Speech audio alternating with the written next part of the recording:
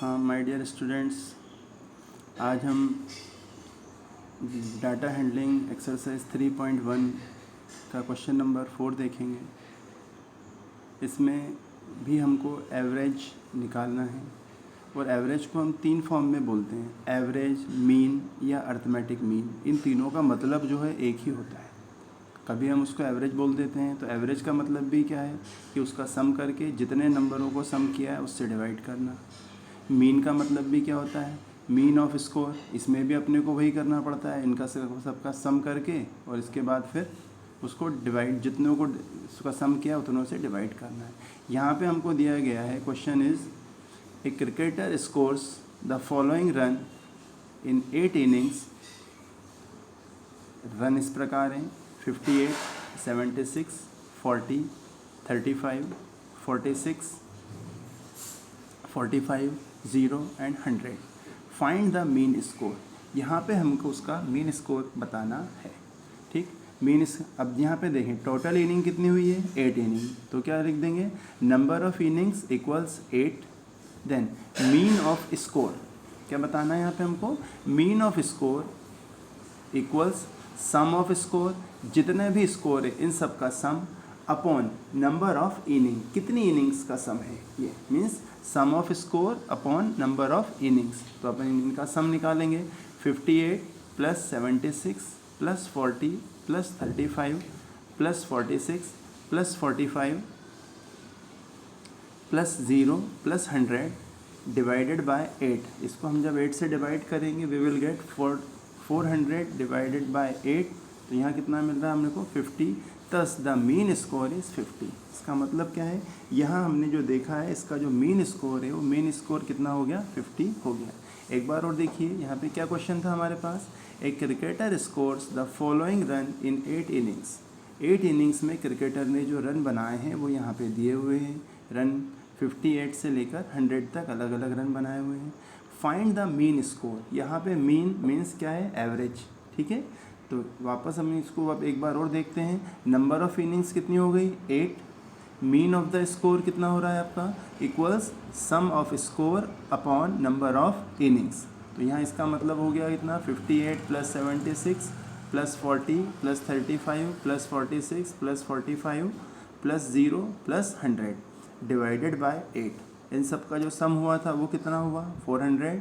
400 divided by 8, 400 को जब 8 से डिवाइड किया तो कितना मिल गया, 50। तो इसका मतलब हो गया तस द मीन स्कोर इज़ 50, यानी इसका जो मीन स्कोर है वो कितना है, 50 है। ठीक है, इसी के बाद हम अपने अगले क्वेश्चन पे मूव करते हैं।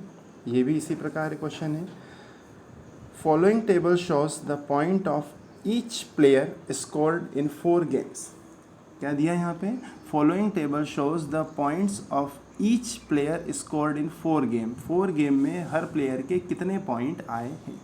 प्लेयर ए के कितने, गेम 1, गेम 2, गेम 3 और गेम 4 में कितने कितने पॉइंट आए हैं।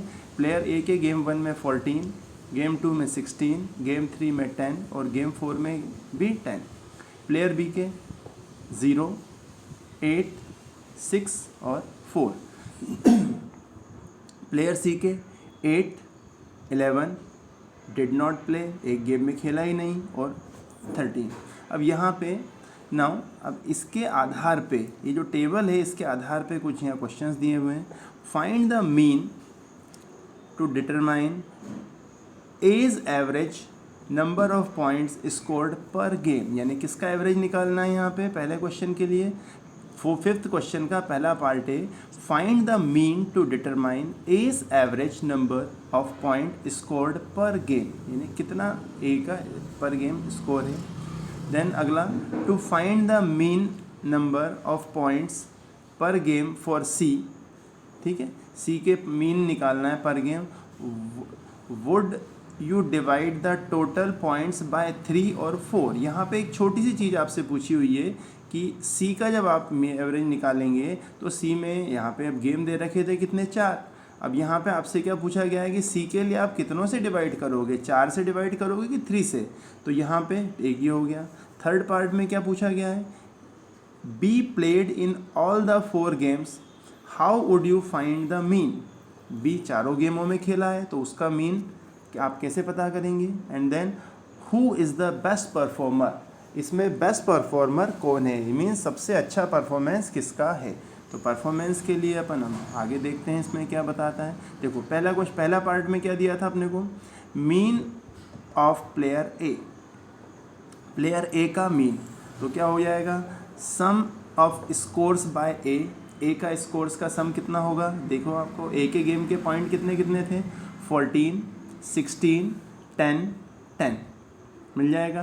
देन इसी तरह तो क्या करें, 14 + 16 + 10 + 10 डिवाइडेड बाय कितने गेम थे, टोटल 4, तो यहाँ क्या हो गया, इनका जब सम किया तो कितना हुआ 50 डिवाइडेड बाय 4 तो कितना आ गया 12.5।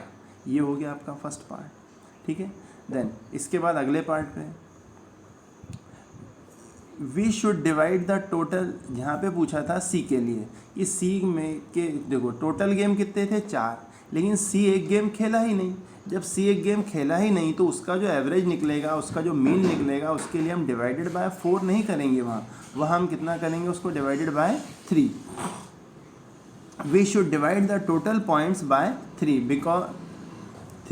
Because player C played only 3 games, C केवल कितने गेम खेला है, केवल 3 ही गेम सी खेला है, इसलिए वहाँ पे कितने से डिवाइड करेंगे, हम उसको 3 से डिवाइड करेंगे, ठीक। अगला इसके बाद हम देखते हैं player B played in all the 4 games, player B क्या है, और चारों गेम में खेला है, तो mean of player B equals sum of scores by B divided by number of games played by B. तो सम ऑफ स्कोर कितना हो रहा है बी का, 0 + 8 + 6 + 4, सबका सम किया तो कितना आया 18 डिवाइडेड बाय 4, 18 को 4 से डिवाइड किया तो कितना मिल गया हमको 4.5, ये हमारे को मिल गया, ठीक।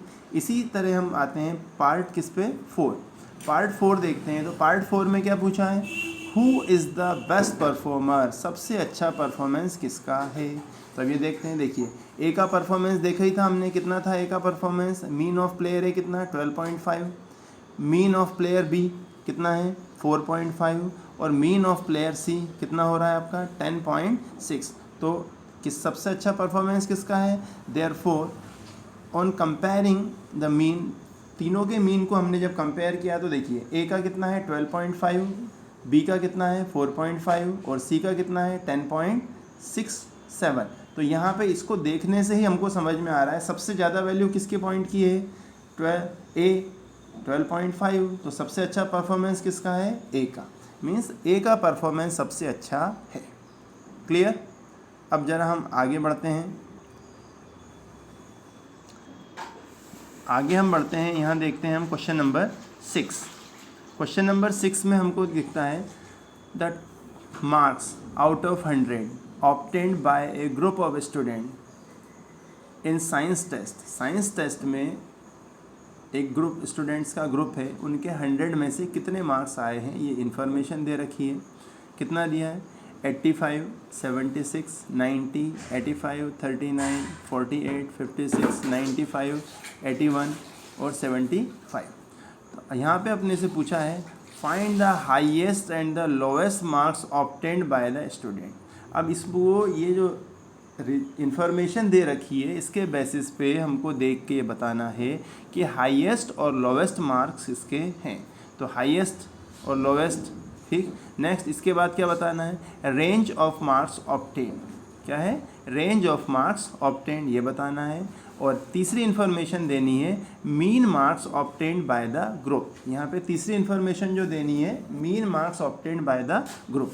तो पहला पार्ट अगर हम देखते हैं तो पहले पार्ट में क्या है, highest marks obtained by student कितना है 95 और लोवेस्ट कितना है 39, ये वो मिल गया अपना। यानी क्वेश्चन नंबर 6 का जो पहला पार्ट है उसमें पूछा गया था, क्या पूछा, the highest and the lowest marks obtained by the students. तो यहाँ पे अपने पास क्या है, the highest marks obtained by the students equals 95 and the lowest marks obtained by the students equals 39। Next part जो इसमें पूछा है क्या है, बिल्कुल सिंपल चीज़ है, क्या है, रेंज ऑफ मार्क्स। रेंज में हमने इसके पहले वाला जो पार्ट था उसमें भी रेंज किया था। रेंज क्या होता है, जो हाईएस्ट और लोवेस्ट का जो अंतर होता है, क्या है, हाईएस्ट और लोवेस्ट का जो भी अंतर रहता है डेट इज रेंज। रेंज में कोई भी मुश्किल नहीं है। जो भी आपको कोई भी डाटा दे के रखा है, डाटा के बारे में अगर आपसे पूछा जाए कि इस डाटा की रेंज क्या है, तो आप सिंपली उस जो भी आपका डाटा दे रखा है, जो भी इन्फॉर्मेशन दे रखी है, उसमें जो एक तो सबसे जो हाईएस्ट वैल्यू है उसको देख लीजिए और एक जो सबसे लोवेस्ट वैल्यू है उसको देख लीजिए। तो यहाँ पे हाईएस्ट वैल्यू कितनी है 95 और लोवेस्ट वैल्यू कितनी है 39। तो 95 माइनस 39 इक्वल्स 56। तो means the range of marks equals 56। 56 is the range of the marks. अब फिर एक वापस वही चीज़ जो अपन बार बार देख रहे हैं, देखने में आ रही है, क्या है, मीन ऑफ ऑब्टेन्ड मार्क। जो मार्क्स हैं उनका मीन, कितना मीन है, तो ये निकालना है। आपको पता है sum of marks upon total number of marks. Sum of marks means जितने भी मार्क्स हैं उन सबको जोड़ दीजिए, सबका एडिशन कर लेंगे, upon total number of marks कितना है, जो भी टोटल नंबर ऑफ मार्क्स कितने बच्चों के दिए, 10 बच्चों के मार्क्स दिए हैं, तो अपन इस सबको 85, 76, 90, 85, 39, 45 ये सब की वैल्यू लिख के, तो कितना आया इनका, जब सम किया, इनको प्लस किया तो 730 डिवाइडेड बाय 10, तो वैल्यू कितनी आ गई 73। तो इसका मतलब क्या निकल रहा है यहाँ पे 10। The mean marks obtained by the group of students is 73। 73 इस इनका मीन मार्क्स है। क्लियर। इसमें देखो पहली इन्फॉर्मेशन क्या मैं पूछी थी अपने से, हाईएस्ट और लोवेस्ट मार्क्स, वो निकाल दिए। हाईएस्ट और लोवेस्ट के बाद सेकंड थिंग क्या पूछा था, रेंज। तो रेंज के लिए क्या किया था अपन ने, हाईएस्ट और लोवेस्ट का जो डिफरेंस होता है, हाईएस्ट और लोवेस्ट का जो अंतर होता है, हाईएस्ट वैल्यू और लोवेस्ट वैल्यू की जो अंतर होता है उसी को क्या बोलते हैं, रेंज। वो देख लिया। और थर्ड पार्ट क्या निकाल दिया इसका हमने, मीन जो होता था, मीन था, मीन को कैलकुलेट करके निकाल दिया। ठीक है। Now we are moving on to question number 7। यहाँ पे क्वेश्चन नंबर 7 देखते हैं। क्वेश्चन नंबर 7 में क्या दिया है, ये question number 7 is totally completely the enrolment in a school during 6 consecutive. अब यहाँ एक वर्ड आया है कॉन्जिक्यूटिव। कॉन्जिक्यूटिव का मतलब आपको पता होगा, और अगर नहीं भी पता है तो मैं आपको इन्फॉर्मेशन के लिए बता देता हूँ। कॉन्जिक्यूटिव का मतलब होता है लगातार। क्या होता है कॉन्जिक्यूटिव का मतलब, लगातार। The enrolment in a school during 6 consecutive years was as follows. Consecutive means, once again I am repeating, consecutive का मतलब होता है लगातार, मीन्स लगातार 6 साल तक जो बच्चों का एनरोलमेंट था स्कूल में वो क्या था, 1555, 1670, 1750, 2013, 2540 और एक कितना 2820। और अपने से क्या पूछा है, find the mean enrolment of the school. वही वापस एक छोटा सा एक नॉर्मल सा क्वेश्चन इसके रिगार्डिंग। क्या क्वेश्चन है, बिल्कुल मतलब कोई भी दिक्कत वाली नहीं है। अब आपको इतने क्वेश्चन करने के बाद आई थिंक समझ में आने लग गया होगा मीन का मतलब क्या होता है। तो मीन निकालने के लिए क्या करेंगे, इन सब का एवरेज निकालना है। एवरेज और मीन और एवरेज दोनों का मतलब एक ही होता है, लेकिन ये दोनों वर्ड आपको बार बार इसलिए याद दिलाए जाते हैं कि कभी भी आपको कन्फ्यूज़न ना हो। मीन है तो भी अपने को वही काम करना है, उनका सम करके डिवाइड करना है, और अगर एवरेज निकालना है तो भी अपने को वही करना है। जितनी वैल्यूज़ दे रखी है उनका सबका सम करा और जितनी नंबर ऑफ़ वैल्यूज़ को अपन ने ऐड किया उससे उसको डिवाइड करना है। यहाँ पे क्या दिया है अपने को, mean, find the mean enrolment of. ठीक, तो मीन एनरोलमेंट के लिए क्या, mean enrolment sum of number of enrolment. ठीक, मीन एनरोलमेंट इक्वल्स क्या है, sum of number of enrolment upon total number of enrolment.